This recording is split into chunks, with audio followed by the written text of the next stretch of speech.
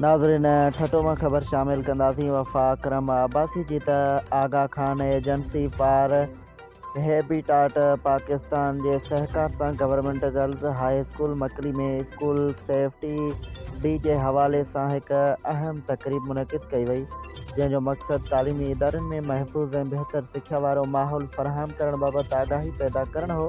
तकरीब में तालीम, एमरजेंसी सेफ्टी ऐं शागिर्दनि जे तहफ़ुज़ बाबति मुख़्तलिफ़ पहलुअनि ते रोशनी विधी वई, जॾहिं त स्कूलनि में हिफ़ाज़ती उपाउनि खे वधीक बहितर बणाइण ते ज़ोर ॾिनो वियो। प्रोग्राम जो ख़ासि महिमान एडीसी ठठा इमरानुल हक़ हो, जॾहिं त उन मौक़े ते DO elementary Huzoor Bakhsh Khaskheli, DO primary Noor Muhammad Sarai, additional director social welfare Khudabakhsh Bahrani, child protection जे महरीन इकबाल, ज़ीशान पलीजो, डॉक्टर आकाश अब्बासी, वहीद हैदर ज़हूर ज़िले ठठे जे मुख़्तलिफ़ गर्ज़ स्कूलनि जे उस्तादियाणियुनि, शागिर्दनि ऐं समाजी अॻुवाननि वॾे अंग में शिरकत कई।